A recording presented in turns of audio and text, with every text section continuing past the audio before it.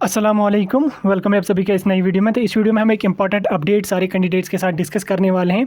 ये उन कैंडिडेट्स के लिए भी है जो ऑलरेडी पीएमएसएस में किसी भी बैच में पढ़ रहे हैं या किसी भी ईयर सेमेस्टर में पढ़ रहे हैं, और उसके साथ साथ जो इस साल 2022 के बैच के कैंडिडेट्स हैं उनके लिए भी ये काफ़ी इंपॉर्टेंट अपडेट है। काफ़ी इंपॉर्टेंट अपडेट है, वीडियो को पूरा एंड तक देख लेना, पूरा एंड तक देख लेना, पूरा समझ आ जाएगा आपको। और चैनल को भी सब्सक्राइब कर देना और टेलीग्राम ग्रुप हमारा ज्वाइन कर देना, लिंक उसकी आपको डिस्क्रिप्शन में मिल जाएगी। तो चलिए वीडियो को स्टार्ट कर लेते हैं। तो देखिए, काफ़ी टाइम से स्टूडेंट्स के स्टेटस यहाँ पे लगातार चेंज हो रहे हैं और काफ़ी लगभग आपको पता होगा कि 2-3 महीने से जो स्कॉलरशिप है वो पेंडिंग है, फाइनेंस में थी, उसकी वेरिफिकेशन चल रही है, वो मैंने आपको ऑलरेडी बोला था। लेकिन यहाँ पे जिन जिन कैंडिडेट्स की वेरिफिकेशन हो रही है, मैक्सिमम उनमें से कैंडिडेट्स ऐसे हैं जिनका यहाँ पे पूरे 50 के 50,000 सस्पेंड हो रहे हैं, चाहे वो किसी भी सेमेस्टर में है। मैक्सिमम कैंडिडेट्स के, हर एक के तो नहीं है, काफ़ी कैंडिडेट्स का ऐसा आ रहा है। तो उसमें क्या इशू है, क्यों ऐसा हो रहा है, वो मैं यहाँ पे आपके साथ क्लियर करना चाहता हूँ। और जिनका सस्पेंड हुआ है उनका यहाँ पे क्या होने वाला है, देखिए। फर्स्ट ऑफ ऑल, मैंने आपको पहले ही बोला था, जब मैंने आपको बोला था कि पेमेंट जो है वो डिले क्यों हो रही है, उस टाइम मैंने आपको बोला था कि एआईसीटी जो है वो डीडुप्लिकेशन प्रोसेस करने जा रही है। उस बीच क्या होगा कि उन्होंने नोट्स भी बाज़ाब्ता निकाला था कम से कम 2 के 2.5 महीने पहले। मैंने उसी टाइम आपके साथ डिस्कस की थी, ऑफिशियल नोटिफिकेशन आई थी।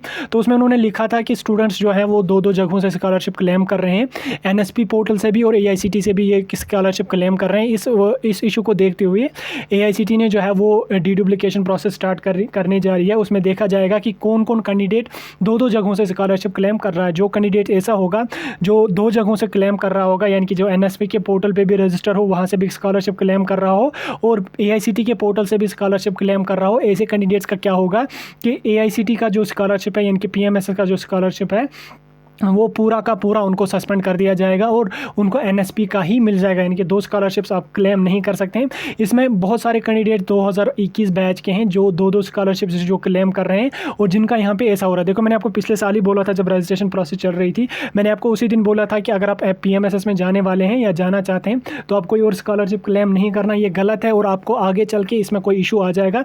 लेकिन उस टाइम काफ़ी लोग आपको बोल रहे थे कि जो है आप 2-2 अकाउंट्स लगा लो, आपका कोई इशू नहीं होगा। बाकी आप समझ गए होंगे कौन बोल रहा था, क्या बोल रहा था। तो स्टूडेंट्स ने वैसा ही कुछ किया, उन्होंने एनएसपी में भी भर लिया, किसी ने कहीं और भर लिया। बाकी जो प्राइवेट स्कीम्स हैं, आपको पता भी नहीं है कौन सा स्कीम है। प्राइवेट बहुत सारी स्कीम्स हैं जिनका आपने जो है, चाहे एचडीएफसी का हो या बहुत सारी ऐसे प्राइवेट कंपनीज वगैरह जो स्कॉलरशिप देते हैं, आप में से बहुत कैंडिडेट्स ने उधर भी लिया और मैक्सिमम ने जो है वो एनएसपी पे जो है अपना रजिस्टर कर रखा है। अब यहाँ पे जिन जिन कैंडिडेट्स का ऐसा डीडुप्लिकेशन आ रहा है या ऐसा जो सस्पेंड आ रहा है, वो यहाँ पे बोल रहे हैं कि यार हमने तो कहीं पे और स्कॉलरशिप लिया ही नहीं।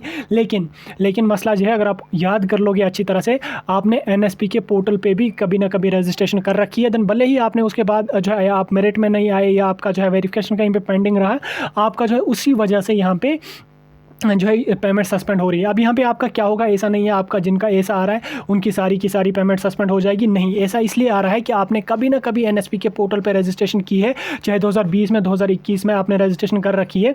देन जो ही एआईसीटी के बॉट्स ने आपका चेक किया, आधार के बेस पे ही आपका चेक हो जाता है, तो वहाँ पर उनको क्लियरली दिख गया होगा कि इस कैंडिडेट का नाम 2 जगहों पर रजिस्टर है, एनएसपी के पोर्टल पर भी और एआईसीटी के पोर्टल पर भी। उन्होंने फिलहाल के लिए आपकी पेमेंट को सस्पेंड किया और यहाँ पे ऐसा आपको दिख रहा है विदहेल्ड फॉर डीडुप्लिकेशन प्रोसेस। और ये आपकी जो पूरी पेमेंट है, आपका जो पूरा बायोडाटा है, ये डीडुप्लिकेशन प्रोसेस के लिए शिफ्ट कर दिया गया है, रुका दिया गया है। यानी कि डीडुप्लिकेशन प्रोसेस में आपका क्या होगा कि आपके अकाउंट की अच्छी तरह से जानकारी ली जाएगी, पूरी अच्छी तरह से इसकी रिसर्च हो जाएगी, होगा चेकअप होगा इसका, और वहाँ पे देखा जाएगा कि ये स्टूडेंट वो स्कॉलरशिप एनएसपी के पोर्टल पे ये रजिस्टर है या वहाँ से स्कॉलरशिप क्लेम कर रहा है। ठीक, अगर आप वहाँ से क्लेम कर रहे होंगे या आपने लिया होगा वहाँ से स्कॉलरशिप, पहले का तो चलेगा, लेकिन इस साल या लिया होगा या इस साल से लिया होगा, तो आपका जो है ये पूरे 50,000 सस्पेंड होने के चांसेस हैं। हाँ, अगर आपका वहाँ पे रजिस्टर है, देन उसके बाद आपने प्रोसीड नहीं किया या आपका फिर वेरीफाई नहीं हुआ या आप मेरिट में नहीं आए, पेमेंट नहीं आई, तो यहाँ पे आपका जो है वो सस्पेंड होने के काफ़ी कम चांसेस हैं।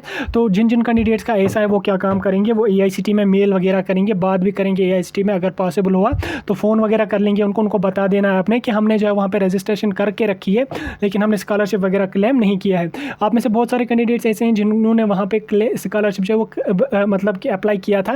देन उसके बाद आपने क्या काम करना होता, वहाँ पे आपकी जो आईडी होती है उसको अगले साल आपने रिमूव करना होता, लेकिन आपने रिमूव नहीं की। उसके लिए मैं थोड़ा सा आपको डेमो यहाँ पे बता देता हूँ। अगर कोई आईडी मुझे मिली, मैं आपको लाइव डेमो करके बताऊंगा कि वो आपने कैसे रिमूव करनी। जब वो आपको वहाँ से रिमूव हो जाएगी, तब आपका जो है वो कहीं पर डीडुप्लिकेशन में इशू नहीं आएगा। तो आपने क्या काम करना है, जिन जिन कैंडिडेट्स का डीडुप्लिकेशन का यहाँ पे इशू आ रहा है, वो आपको याद होगा कौन से ईयर में आपने जो है वो एनएसपी का भरा था। आप एनएसपी के पोर्टल पर जाके लॉगिन करेंगे, लॉगिन करने के बाद आपको वही आईडी लॉगिन करनी है जो आपने अप्लाई की थी उसकी जो आईडी पासवर्ड होगा, अगर भूल भी गया हो तो फॉरगेट पासवर्ड करके आप ला सकते हैं।